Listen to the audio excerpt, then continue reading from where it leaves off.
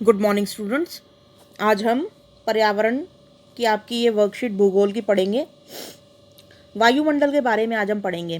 पृथ्वी के चारों ओर फैली हुई वायु की पतली परत जो वायुमंडल कहलाती है, जिसे हम वायुमंडल कहते हैं। पृथ्वी का गुरुत्वाकर्षण बल अपने चारों ओर के वायुमंडल को थामे रखता है। यह सूर्य की झुलसाने वाली गर्मी एवं हानिकारक किरणों से हमारी रक्षा करता है। कौन करता है? वायुमंडल करता है। इसमें कई प्रकार की गैस, धूल के कण एवं जल वाष्प उपस्थित रहते हैं। तो हमारी वायु में क्या क्या रहता है? हमारी वायु में रहता है, इसमें कई प्रकार की गैसें रहती हैं, धूल के कण रहते हैं और जल वाष्प उपस्थित रहता है। आओ कुछ करके सीखें। वायुमंडल में हम अलग अलग घटनाओं को देखते हैं, जैसे कि हवाई जहाज का उड़ना, पक्षियों का उड़ना, तारों का टिमटिमाना आदि। अपने वायुमंडल में होने वाली ऐसी घटनाओं की सूची बनाइए और वायुमंडल के महत्व का वर्णन कीजिए। तो भाई, जो भी आप वायुमंडल में देखते हैं आसपास घटित होता हुआ, जैसे पतंग उड़ते हुए, पक्षियों को उड़ते हुए, तो उनकी आप सूची बना सकते हैं। ठीक है, आओ जानें। यह विभिन्न गैसों का मिश्रण है। यह कौन? वायुमंडल। पृथ्वी के वायु लगभग 78%। अब देखो यहाँ पे वायु में क्या क्या जो है उसके बारे में प्रतिशत के रूप में बता रखा है। वायु में लगभग 78% जो है वो नाइट्रोजन गैस है, 21% जो है वो ऑक्सीजन है, और वायु में बहुत सारी अन्य गैसें हैं जो कि अन्य गैसों की भी छोटी मात्रा होती है, जैसे कि कार्बन डाइऑक्साइड, नियॉन और हाइड्रोजन। देखो, परसेंटेज हमें पता है कि ये 100 में से निकलती है। ठीक है, तो 78% तो हमारी नाइट्रोजन हो गई और 21% हो गई हमारी ऑक्सीजन।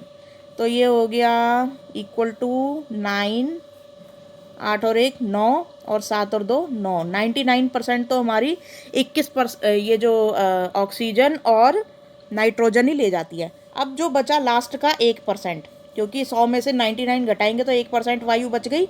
अब उस 1% में से कौन कौन सी गैसें होती हैं? 1% में कार्बन डाइऑक्साइड, नियॉन और हाइड्रोजन। ठीक है, तो ये बाकी का जो 1% है वो ये तीन गैसें होती हैं ये। ठीक है, चलो अब देखो, पादप लिखना था, पदप लिख दिया है। पादप एवं जीव जंतु मिलकर जैव मंडल या सजीव संसार का निर्माण करते हैं। यह पृथ्वी का एक संकीर्ण क्षेत्र है जहाँ स्थल, जल, वायु मिलकर जीवन को संभव बनाते हैं। तो हमारे जो पादप और जीव जंतु मिलकर क्या जैव मंडल बनाते हैं। लेकिन इन पादपों और जीव जंतुओं के लिए सबसे ज़्यादा जरूरी क्या है? स्थल, जल और वायु। तो ये जब ये स्थल, जल, वायु और पादप और जीव जंतु आपस में मिल जाते हैं, यानी कि जैव मंडल मिल जाता है, और ये सारे जल मंडल, स्थल मंडल और वायुमंडल मिल जाते हैं, तो ये हमारी पृथ्वी का निर्माण करते हैं। ठीक है, तो अब जैव मंडल की परिभाषा यहाँ पे पूछ रहा है फर्स्ट वाले में, जैव मंडल क्या है? तो जैव मंडल के बारे में आप ये पूरा लिख देंगे। ठीक है, ये जैव मंडल की पूरी परिभाषा है। तो फर्स्ट का आंसर ये हो गया। अब सेकंड देखो, वायुमंडल की 5 परतों के नाम लिखो। 5 परतें तो मैंने पढ़ा ही नहीं, मैं तो भूल गई। तो यहाँ पे बड़ा कर लेते हैं, ज़रा थोड़ा धुंधला दिख रहा है, अभी मैं साफ पेज पे भी दिखा दूंगी। तो अब पढ़ना स्टार्ट करते हैं। ये वायुमंडल की 5 परतें हैं भाई। सबसे नीचे जो पृथ्वी के पास होती है वो होती है शोभ मंडल। ठीक है, शोभ मंडल।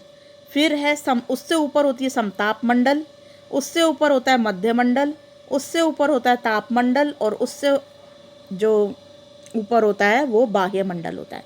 बाह्य मंडल एकदम ही बाहर हो गया। ठीक है, तो उसे बाह्य मंडल बोलते हैं। तो अब मैं इसको ज़रा ठीक से दिखा रही हूँ आपको। तो ये है, यहाँ पर देखिए सबसे ऊपर जो मतलब जो पृथ्वी के एकदम साथ लगा हुआ है वो है शोभ मंडल। शोभ मंडल में ही हमारे जो ये हवाई जहाज उड़ते हैं, या पक्षी उड़ते हैं, या बाकी चीज़ें उड़ती हैं। ठीक है, तो ये शोभ मंडल होता है, ये पृथ्वी के सबसे निकट होता है। फिर है समताप मंडल, इसमें सैटेलाइट छोड़ जाते हैं भाई। ठीक है, इसमें जो हमारे पृथ्वी या जो हमारे भारत के आसपास के जो सैटेलाइट जो छोटे मोटे छोड़े जाते हैं वो समताप मंडल में छोड़े जाते हैं। फिर उससे ऊपर है मध्य मंडल। इसके अंदर वही रॉकेट उड़ा सकते हैं, और मतलब जैसे रॉकेट हम तो नहीं उड़ाएंगे खैर, लेकिन जो रॉकेट जो होता है उसको इतना ऊपर जाना पड़ता है, फिर वो बाहर ही निकल जाता है, ठीक है। फिर उसके बाद इससे ऊपर जो है आयन मंडल है, उसके अंदर भी रॉकेट वगैरह यही सब उड़ते हैं। और फिर उसके बाद जो है बहिर्मंडल। बहिर्मंडल में भी हम रॉकेट छोड़ सकते हैं वैसे तो, अगर छोड़ना चाहे तो। इसरो जो है हमारा, जो भारत की जो इसरो डिपार्टमेंट है, इंडियन, भाई मुझे अभी पूरी फुल फॉर्म याद नहीं आ रही है, तो इसरो जो डिपार्टमेंट है वो रॉकेट छोड़ता है हमारे भारत में। मतलब हमारे भारत से जो, जैसे नासा है ना अमेरिका में, जो रॉकेट बना बना के, सैटेलाइट बना बना के जो ऊपर वायुमंडल में छोड़ते हैं, तो ऐसे ही इंडिया में इसरो है, ISRO, इसरो, ठीक है। तो यहाँ पर जो है बाह्य मंडल जो होता है ना, इसके अंदर तो बहुत बड़े बड़े सैटेलाइट छोड़े जाते हैं, और ये एकदम ही बाहर होता है, ये मतलब आप समझ लो कि बहुत ही दूर है। तो ये जो बहुत बड़े सैटेलाइट होते हैं जिसमें पूरी पृथ्वी के साथ साथ बाकी चीज़ें भी कवर करनी होती हैं, बाकी के जितने सूर्य और ये सब ग्रह भी कवर करने होते हैं, तब इतनी बाहर जाके सैटेलाइट छोड़ा जाता है। नहीं तो सैटेलाइट जो आम तौर पे जो जिनको सिर्फ पृथ्वी पर नज़र रखनी होती है, वो सैटेलाइट सिर्फ यहाँ छोड़े जाते हैं समताप मंडल में, ठीक है। जिनको सिर्फ पृथ्वी के बारे में जानकारी देनी है, मौसम का हाल बताना है, या पृथ्वी के नक्शे का, भारत का नक्शा दिखाना है, या और भी किसी जगह का नक्शा दिखाना है, तो वो जो छोटे मोटे सैटेलाइट होते हैं वो सारे ये वाले यहाँ पे समताप मंडल में छोड़ जाते हैं। लेकिन जिनको पूरी सौर मंडल का ही पूरा पता अता पता करने के लिए भेजा जाता है जिन सैटेलाइट को, तो वो बाहर मंडल में छोड़ा जाता है, ठीक है, बहिर्मंडल में। तो अब ये सारे मंडल आपको समझ में आ गए। अब नीचे क्वेश्चन देखते हैं सेकंड नंबर पर। तो भाई सेकंड नंबर का आंसर मैंने लिख दिया है। तो सबसे पहले होता है सोम मंडल, फिर समताप मंडल, फिर मध्य मंडल, फिर ताप मंडल, और फिर बाह्य मंडल, ठीक है, या बाह्य मंडल। तो ये सारे लिख लेना भाई, सेकंड का आंसर मैंने लिख दिया। अब थर्ड देखो क्वेश्चन, रिक्त स्थान भरो। निम्नलिखित वायुमंडल में पाए जाने वाले गैसों के नाम हैं, उपयुक्त अक्षरों का प्रयोग करते हुए शब्दों को पूरा कीजिए। तो ये भाई गैसों के नाम दे रखे हैं ऊपर, अभी हमने जो पढ़े थे वही गैसें हैं सारी।